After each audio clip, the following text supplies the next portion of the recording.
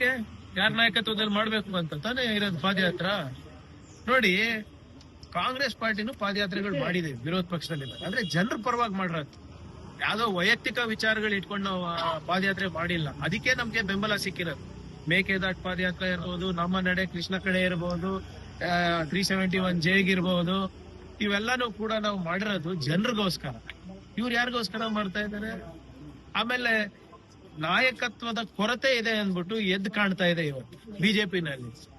ಬೆಳ್ಳಾರಿಯಿಂದ ಬೆಂಗಳೂರು ತನಕ ಒಂದು ಪಾದಯಾತ್ರೆ ಮಾಡಕ್ಕೆ ನಾಯಕತ್ವ ಇಲ್ವಾ? ಅಷ್ಟು ಸಾಮರ್ಥ್ಯ ಇಲ್ವಾ ಇವರಿಗೆ? ಅಥವಾ ಅವರಿಗೆ ಏನು ಬಹಿರಂಗವಾಗಿ ಇವರಿಗೆ ಸಪೋರ್ಟ್, ಬೆಳ್ಳಾರಿ ಅವರಿಗೆ ಸಪೋರ್ಟ್ ಮಾಡಬಾರ್ದು ಅಂತ ತೀರ್ಮಾನ ಮಾಡಿದಾರ? ಯಾಕಂದ್ರೆ ಎಲ್ಲರ ಮೇಲೂ ಕೇಸ್ ನಡೀತಾ ಇದೆ ಅಲ್ಲ, ಎಲ್ಲರೂ ಕೆಲವು ಜನ ಬೇಲ್ ಮೇಲೆ ಇದಾರಲ್ಲ, ಹೆಂಗ್ ಸಮರ್ಥನೆ ಮಾಡೋದು ಪಬ್ಲಿಕ್ ನಲ್ಲಿ ಅಂತ? ಪಾದಯಾತ್ರೆ ಮಾಡ್ಲಿ ಅಂತೀರಾ? ಮಾಡ್ಲಿ. ನನಗೂ ಕುತೂಹಲ ಇದೆ ಸ್ವಾಮಿ, ನಿಮ್ಗಿಲ್ವಾ?